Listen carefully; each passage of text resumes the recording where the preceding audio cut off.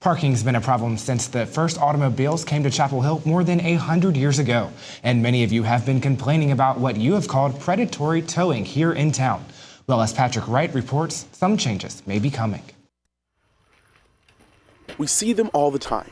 Tow trucks on a search for illegally parked cars. And downtown, they don't have trouble finding them. You know how it works. You park in one lot and head to another store while a camera films it all. Well, towing company officials say it's your own fault. We're not doing anything illegal. The reason a lot of people are having complaints and so forth is because they don't read signs. Yes, sir, we do have that car on our property. George King owns George's Towing here in Chapel Hill. He doesn't make many friends in his profession, but King says he's simply doing his job. And we're not in the business just to go down and tow a bunch of cars. We're there to help provide spaces for the customers who are wanting to do business there. Not everyone agrees.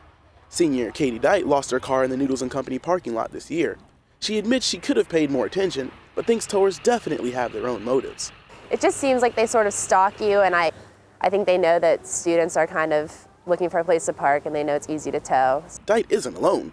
Since April, police have received 20 complaints claiming companies like King's are engaging in predatory towing. But is that true? In these specific cases that I mentioned, these all appear to be within the ordinance. According to the town's 2008 towing ordinance, businesses must post signs that clearly mark towing areas, towing companies must report towed vehicles to police within 30 minutes, and companies can't charge you more than $100 to take back your car. King says what he's doing is completely legal, and he doesn't plan on quitting. So, if you don't want to end up here, pay attention to where you're parked. You take a chance, you're subject to be towed. And that's a message he wants to be heard loud and clear. In Chapel Hill, I'm Patrick Wright, Carolina Week. But what about parking violations off campus? After months of complaints and discussion, the Chapel Hill Town Council passed a new towing ordinance. Since then, towers have changed some of their methods, and officials are saying they're getting fewer complaints. But I found out that the people doing the towing aren't happy with the new law. They have their eyes on downtown Chapel Hill, and I do mean all of it. Well, the guys at George's Towing say nothing. Not even the town's new ordinance will keep them from putting your car behind bars if you don't do the right thing. We have a new slogan on our business. It's called illegally parked, legally towed. It came after months of predatory towing complaints to police. A new towing ordinance increased the towing fee and required more warning signs in parking lots, among other things. Towers say the ordinance is unnecessary since they aren't preying on anyone. There's nothing predatory about what we do. We wait until we're called, we come down, then we verify via camera that they walked off. But they call us predatory towers, and that's not what we are. Some residents don't agree. This man, who refused to speak on camera, spent 20 minutes arguing with King and Edwards, saying the men towed his vehicle illegally. According to the driver, the men towed his car from this spot without proof that he left the property. Well, here it is. Okay, you can see that there's 1, 2, 3, 4 people getting out. They walk up to the sidewalk,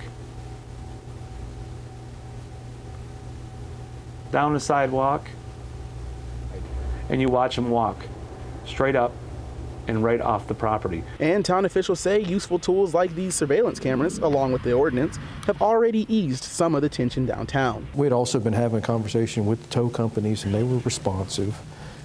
And they made some changes of their own that ultimately ended up in the policy. But towers still aren't happy about these changes, specifically the costs for things like new signs and credit card machines. Certain things they're asking us to do, we really don't feel like it's our responsibility to do. That's just extra burden they're actually putting on the towing companies and so forth. Tow companies will have to do a few things to comply, but I hope that that increased tow fee will offset some of that for them. But towers are still skeptical, and they want you to know they're just doing what they have to. You have a job, I have a job. This is my job. Just weeks after Chapel Hill received a national award for pedestrian and traffic safety, university officials say they are taking another step to keep you safe while walking on campus. That step is to fix what officials call a dangerous crosswalk, but safety comes with a cost, a big one in this case. Patrick Wright has that story. You can't see them over the hill, and what's worse, they can't always see you. This obviously is a dangerous crosswalk. That's Senior Nicholas Sullivan.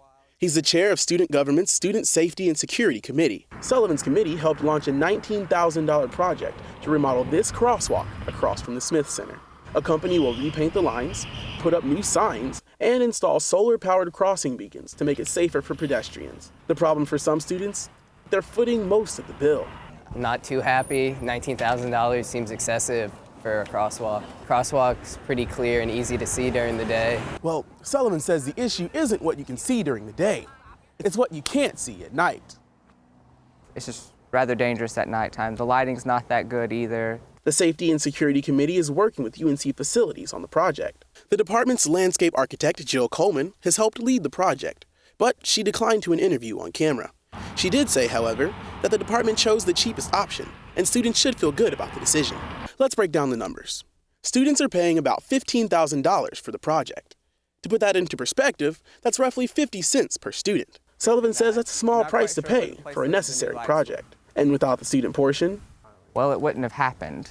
And at the end of the day, you can't put a price on someone's safety. Something he hopes students will realize once the project is done. In Chapel Hill, I'm Patrick Wright, Carolina Week. As for the members of Occupy Chapel Hill, many of them have moved on.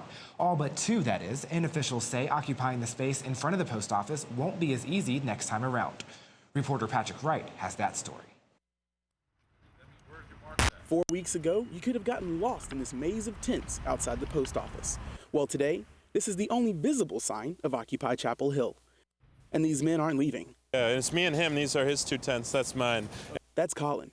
He and his fellow camper Will asked me not to disclose their last names.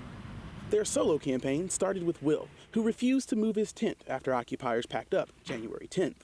He stuck his ground despite the organizers' pleas because he didn't want to leave. But if they stay, they're breaking the law. The town has been looking the other way so far. Obviously, we're sympathetic to their reason for wanting to protest. We have a long history in this town of working with groups like the Occupy group. But one town official wants that to change.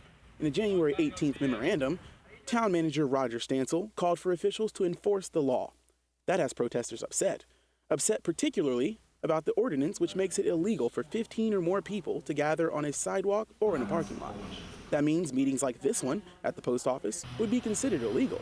Our main concern is that the town manager pretty much says he gets to decide whether they're enforced or not. Those laws don't even need to exist. The group plans to protest the memorandum right here in front of the post office Sunday. And if we know anything about this group of occupiers, well, they aren't going down without a fight. I'm willing to be dragged down the street by the police. People can say what they want. I have to do what comes from my heart. In Chapel Hill, I'm Patrick Wright, Carolina Week.